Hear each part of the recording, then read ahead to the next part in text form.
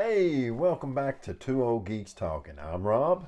And I'm Trace. And today we'll be discussing Lone Wolf and Cub. There you go. Now, I'm a huge fan. Are you a huge fan? I enjoyed the movies when I was younger because I remember you watching them. Yeah. But I've never read none of the comics, mangas, or anything like that. And what I recall is from when I was younger. Okay, all right. We'll start with the movies because that was my first, step into the Lone Wolf and Cub world. Right. Now, before we do, and I always forget to do this, if you like our content, please like and subscribe. It makes a big difference. Yeah. And we'll keep making content, and we don't try to sell you stuff. We don't have a Patreon, and we do this for fun because we enjoy it, and hopefully you enjoy the conversation. But yeah, like and subscribe. My first step into the Lone Wolf and Cub world, and I guess we almost had to do this video because I've referenced it like 2 or 3 times in other videos. Right. Is I grew up loving martial art movies. So when I got a little older and I started collecting my VHS collection of martial art movies, because you know VHS is going to last forever. Right, yeah. I was trying to get just the cream of the crop because I couldn't afford to get ever martial art movies. So I was trying to get the ones that I love the best and trying to try out new ones. And I heard this movie called Shogun Assassin. And it had this huge cult following. It was supposed to be some over-the-top film about some samurai. So I thought, that's probably something I want to check out. Well, I got to looking into it, and I found out that Shogun Assassin was an American movie that was released. It had a huge following, but it was based on 2 Japanese movies that they had edited together. And they had took the Japanese language out and dubbed over English language, and then they had changed the music up. And so I thought, first of all, I'm not a big fan of the dub. When you put English dubs into a movie, and to me, you lose something. If you don't have the original actor's voice, you don't have that inflection, I think you lose part of the scene. I think it's not as good. And so whether it's a Chinese movie, a French movie, Italian movie, Japanese movie, I read pretty fast. So Well, see, I don't. know. I'm not no speed reader, and a 2-hour movie lasts 3 hours because I kind of keep pausing it. Right. But I mean, to me, I love the subtitles because I love the original language. So instead of getting Shogun Assassin, which I still have not seen to this day. Are you serious? I've seen the trailer, but I wanted to go back to the original. So I bought the 2 original movies that Shogun Assassin was based on. And I watched them and I just fell in love with them. I mean, they were full of action. The story was incredible. And I found out there were 6 movies, so I went ahead and bought the other 4. It was cool because the old VHS tapes were made by a company called Ego. Let's see. What was the name of that company? It was called Anima Ego.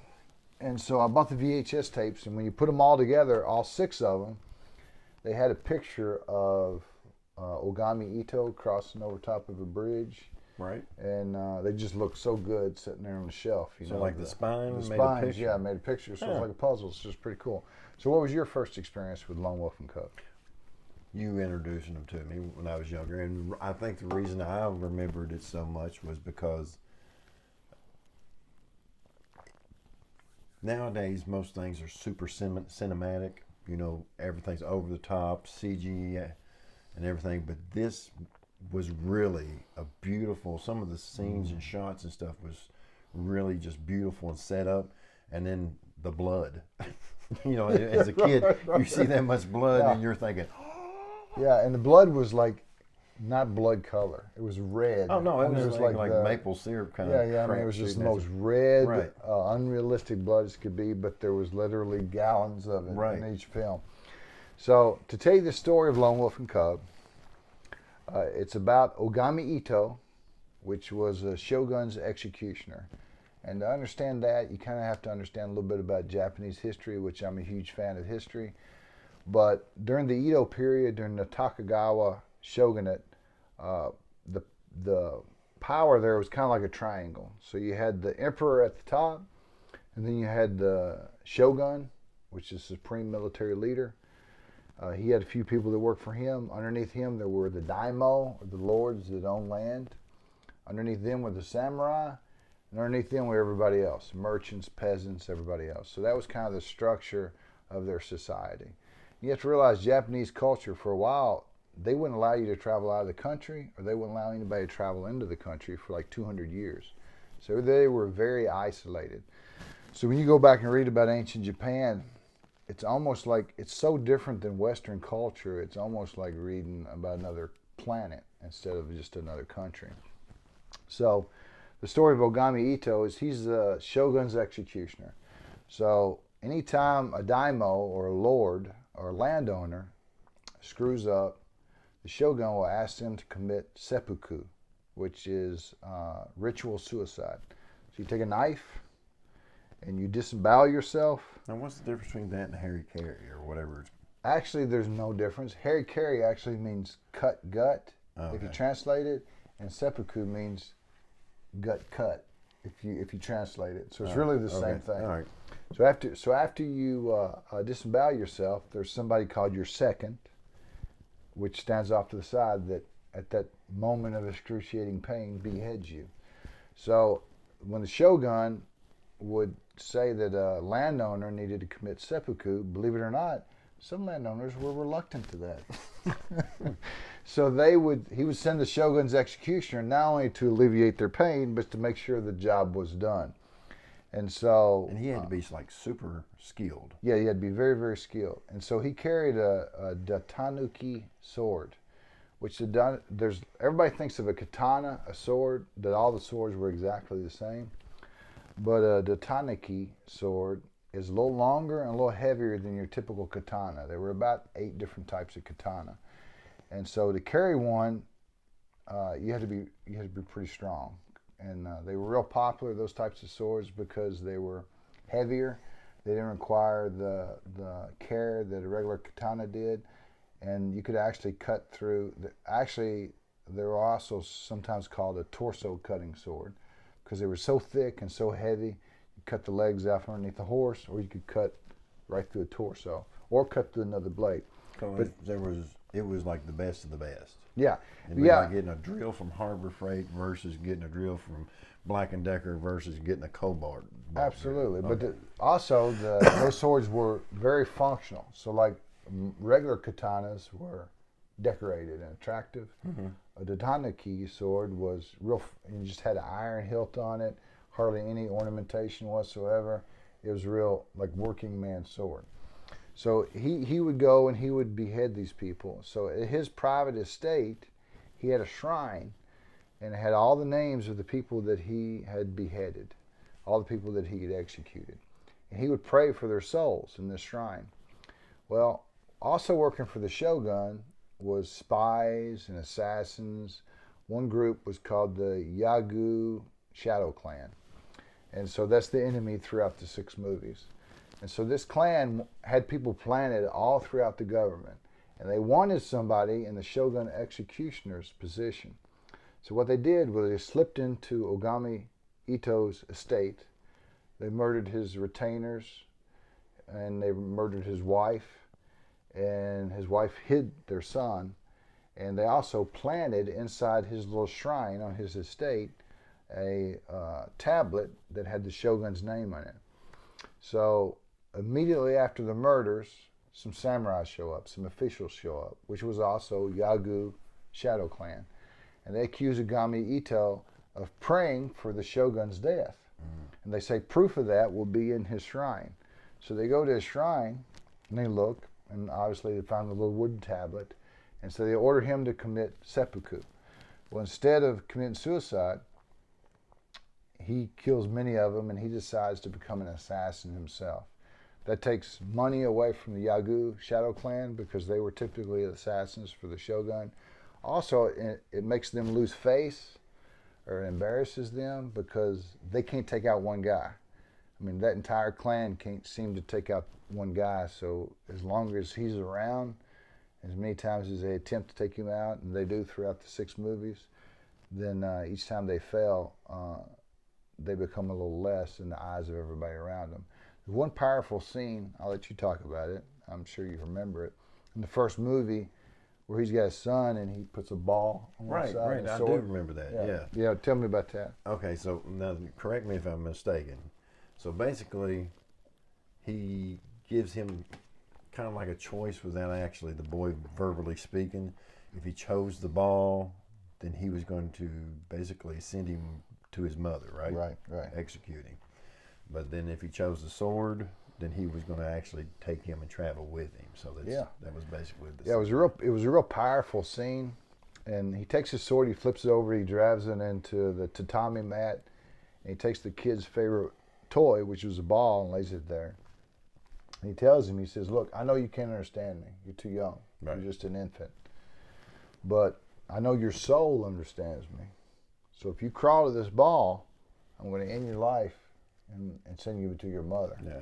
But if you crawl to this sword, then you're going to take revenge on our family along with me. And so the kid crawls, and you think he's going to touch the ball, but then he ends up touching the sword. And you see this emotion inside Ogami Ito's face that he's relieved that he doesn't have to kill his son, but he's also perplexed about how am I going to be an assassin with a kid. Right. So he starts pushing his baby cart across Japan, this little wooden baby cart, and he takes his son with him.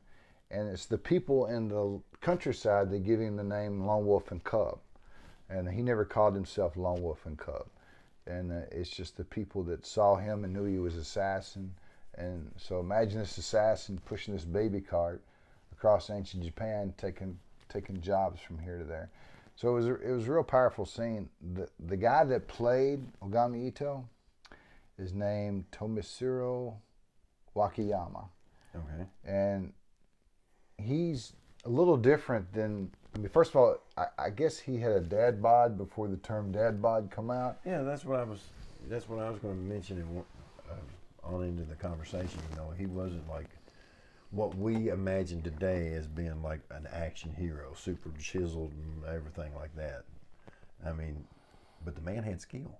Yeah, he had skill. I mean, first of all, if you go and you see like powerlifters, or you go like here locally and across the country, they have Highland Games. The men and women that participate in the Highland Games, they're thick. Yeah. Their strength is beyond yours and mine. Right. But I mean, they're not chiseled with abs, and you know they don't look like your bodybuilders. They're not all veiny and tan. I mean, they're thick. So when you see a powerlifter, that's the look they have, and that's the look he had. And to carry a sword like that, it was a little longer and a little heavier. I mean, when that actor held that sword out, it didn't waver. I mean, it was totally steel. And that may not mean a lot to a non-martial artist, but to hold a sword and not have it waver at all, especially one with that much weight, shows a lot of skill. When I say skill, I'm talking about acting jobs. Oh, yeah.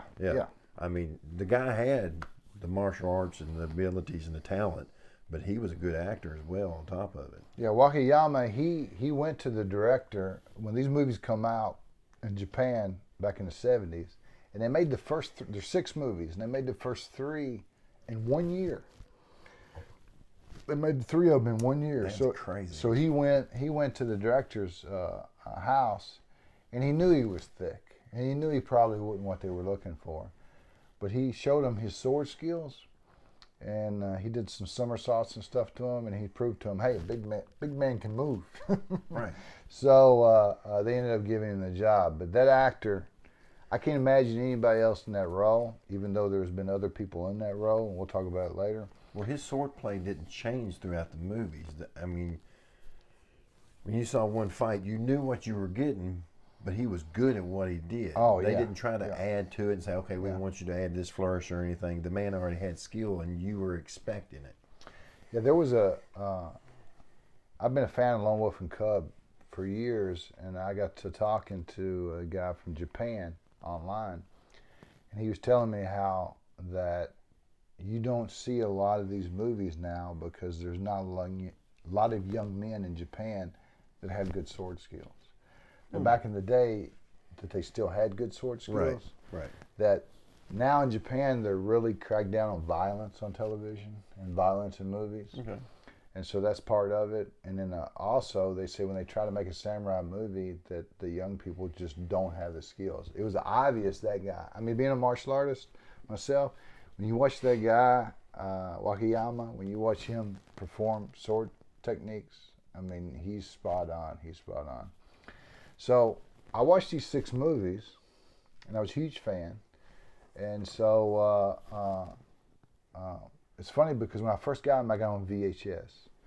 And then when you're watching VHS version, there's some scenes like a guy's carrying a lantern at night, and all you can see is the lantern. You can't see any detail at all. Just a dot in the dark. So when they come out on DVD, which they finally come out on DVD, I was tickled to death. And this company here put them out.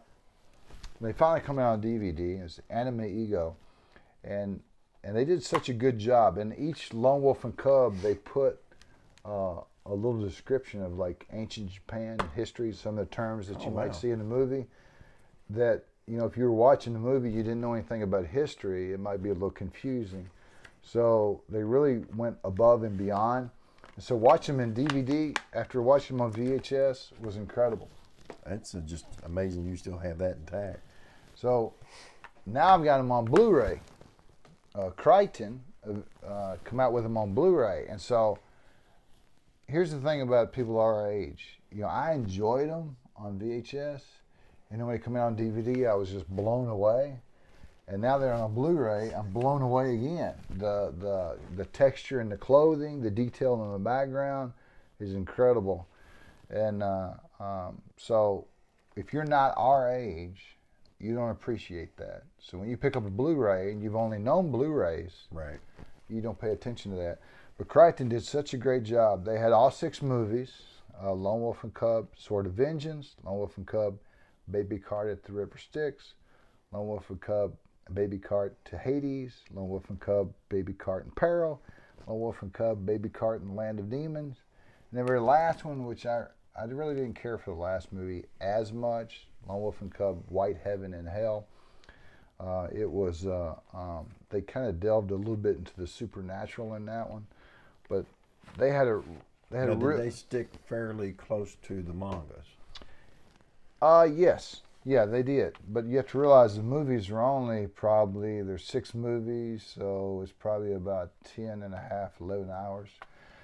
But they had a nice little booklet that come along with it. And a lot of people don't know this, but if you order the Crichton, and there's people that's had this for a while don't know it, in the spine of the box set, if you pull it out, there's a secret little compartment, and it has the baby cart in it.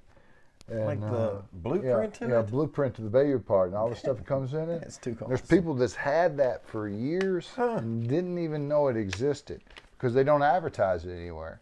It's just slid down into the spine. How did you come across it? Luck. Well, I like luck. Luck. So, but they got a nice little booklet in there, and it's a great set. And if you want to pick them up, that'd probably be the best way to pick them up. So, once I become a fan of the movies, I knew they were based on manga. Now, manga, for those of you that don't understand, is manga is another name for Japanese comics. And so I can honestly say... Do you say manga or manga? I say manga. Okay. Because there's an argument out there amongst us geeks. I may be wrong, but anyway, I say manga. But when I started reading the manga, first of all, this is the best manga I've ever read. Because this is the only manga I've read. But I'm not into big eyes and cartoonish. Right. And if you look at, first of all, the manga was written by Kozure Koke. And I hope I'm not murdering that. And the art was done by Goseka Kojima. Amazing artwork. Amazing artwork. I mean, his landscapes and the way he draws is incredible. He doesn't draw in what I would call the typical manga style. I mean, the way he draws is very realistic.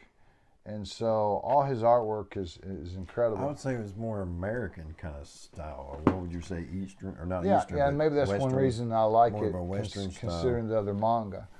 But I mean, there was a company called First Publishing, that originally started printing Lone Wolf and Cub in English. They were the first ones, so we gotta give them a credit for that. But they actually went out of business before they finished it. Dark Horse picked it up and started printing Lone Wolf and Cub in the small digest form. There's like 28 issues of it.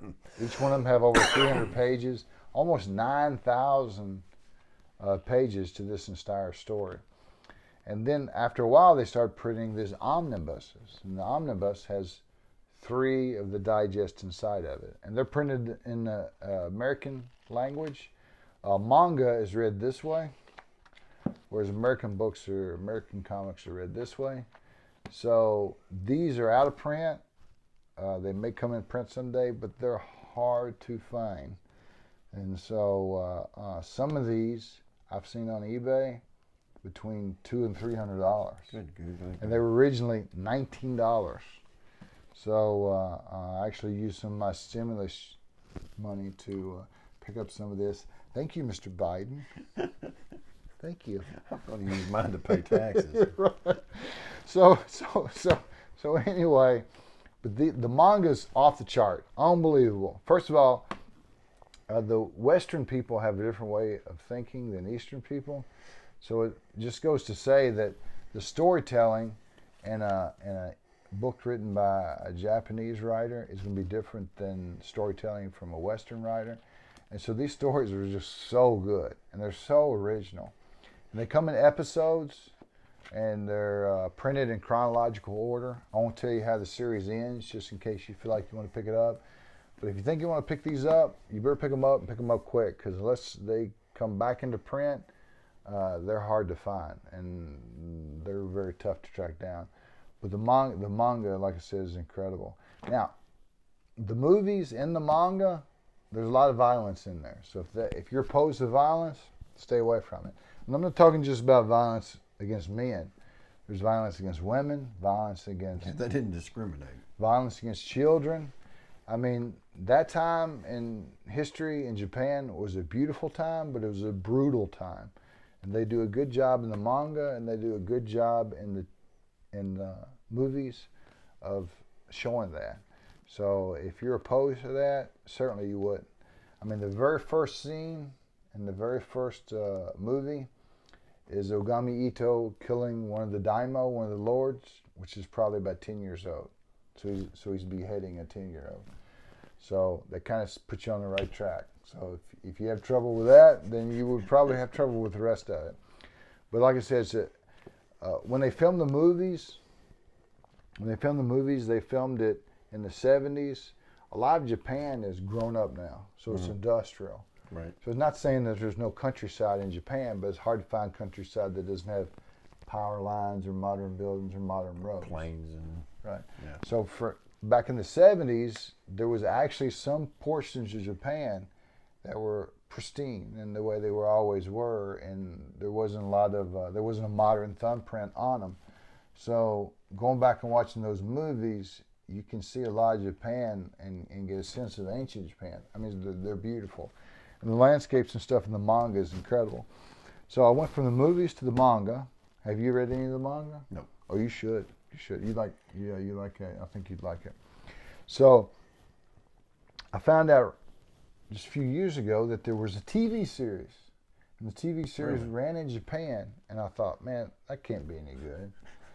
So some of my friends, like Bodywork IT and Lone Wolf and Cub and Ogami Ito, there's some YouTube channels that will put some of these episodes up. They ran for 3 seasons. I had a new guy as Ogami Ito, and his name was Kitsune Nakamura. So he looked more like the Ogami Ito in the manga than Tomohiro Wakayama did. So he was closer, and the episodes followed the manga almost exact. Cool. And they actually complete the story after 3 seasons. Each season has like 26 episodes. Like I said, you can find them on YouTube now. And you can find them also on Odyssey, which is another video sharing service. So they are great. Now, I was a little taken aback at the beginning because Kitsune Nakamura looks a lot different than Wakayama, even though he looks more like the manga. And plus, his sword skills aren't the same. His sword skills aren't on par. In the first season, they get better. The second season, and I haven't watched the third season yet. But the acting's superb. The background's beautiful. They follow the manga perfectly. And the guy that wrote the manga, Gosu Koke, he noticed back in the 70s that there was a rift between fathers and sons in Japan. So he noticed they weren't that close together. And so he wanted to write a story about a father and a son. And he just so happened that he put it in ancient Japan. And he wanted to bring fathers and sons closer together. And there's been some people I've talked to online from Japan that said when in the 70s they would watch that with their father. They, when that come on once a week, they would watch the TV series. That's cool. They would sit there and watch it with their father. So there's a huge following of that in Japan. And you get a little bit sense of the father and son relationship in the manga. You get less of it in the movies, but you get a ton of it in the TV series. But I mean, it's very odd because like there's one part in the TV series where Daigoro, his son, is where he's lost and he's separated from him, and he's panicking. And then there's another part where he falls into a river and gets washed away, and he's worried that he's going to drown. But then there's another part where he goes on assignment. And he puts him in a cave, and he's like, "Look, I'm going to be gone for a few days. If I don't come back after a few days, I guess you just need to die here." And I don't want you to really cry because, a samurai son wouldn't cry. I just need you to be quiet and die. So there's a little hard, soft fatherhood going on there. But anyway, it's very different than what you see in Western storytelling. Like I said, I've been a huge fan on it. It's influenced Road to Perdition. Can you think of anything else that's influenced? Well, I've noticed that you have a liking for Ronins, the lone warrior. Yeah. Like Usagi Yojimbo, this guy, the Mandalorian. Mandalorian, right. And have I seen this influence anything? Mm-hmm. Everything. I mean, even the creators of Rick and Morty did a little snippet that mocked, let me rephrase that, not mocked, but tribute. Homage. Lone Wolf and Cub. Everybody at one time, anybody who has been a geek for years has done some kind of homage with their characters to Lone Wolf and Cub. So it's affected everybody. So other than the omnibus, there was a company called Alfrex years ago. They come out with the Ogami Ito 1/6 size 12-inch figure. It was limited to like 1,500 pieces, and it was like $300 and some at the time, and I just didn't have the money. And now if you try to find it in the box, it's like $1,000 or more. So I actually decided just to make my own. So I found a company in Japan that made a 12-inch figure that had a dad bod. Yeah. It kind of a body like when you first seen it, I was like, dang, that looks just like Rob. So and it's funny because I ordered this body and it come in and it's anatomically correct. Oh. Actually, it's anatomically correct. I don't know if that makes the figure worth more or anything. But anyway, so I got it from Japan, and it had the dad bod, and it was thick like Wakayama was in the movies. And so then I found a head that was unpainted. It was called the Fat Yakuza head. So I took it and sculpted hair for it, and redid the eyebrows and painted it, and made my own Ogami Ito figure. So I found a company in Russia that made the clothing. I had to dye that the right color. I had to make a scabbard for the sword. I found a guy that made little steel katana swords. And I just bought some scrap wood and made the baby cart. So I made it out of hard cardboard at first, just to try to get the proportion right. Like a pattern. Yeah, like a pattern. Yeah. And once I got the proportion right, then I cut out the wood and glued it together with wood glue, and then stained it. And I took a little Barbie figure and painted it up and sculpted hair for it and made the Diagoro figure. So I'm actually working on a base. I was hoping to get it done before this video, but it's probably going to take me another few weeks. When you do, we'll post pictures of it. Yeah, we'll post pictures of it. On Facebook and Instagram. Yeah. And there is a Lone Wolf and Cub fan page that I've been involved in for about a year that's on Facebook. And Lone Wolf and Cub isn't known by a whole lot of people. Really? Yeah. I mean, you and I think we know about it because... I would think okay, go ahead. You would think we would. But I mean, I guarantee the comic group as a whole, there's probably maybe 10, 15% of people that know. People that love movies, probably 5% of people that know about Lone Wolf and Cub. I mean, if you're into martial art movies, you're into Japanese movies, obviously you know about it. You're into samurai movies, but the population that know about Lone Wolf and Cub is slim to none, and that's sad because it's. Imagine if I'm trying to describe to you and you don't know anything about Lone Wolf and Cub. Imagine John Wick, but without a sword. He's set in ancient Japan. I mean, without a gun, he's set in ancient Japan and he carries a sword. I mean, instead of a puppy, you got a little kid. I mean, see, if I was to describe it, I would say, imagine Mandalorian with a sword. Yeah, that'd be good. Because this is the OG. I'd say, as far as American westerns, as far as modern television, is still being affected by Lone Wolf and Cub. Oh, absolutely. Because the first time I watched Mandalorian, I was like, well, this is just Lone Wolf and Cub. I mean, Lone Wolf and Cub took a lot of beats from Akira Kurosawa movies.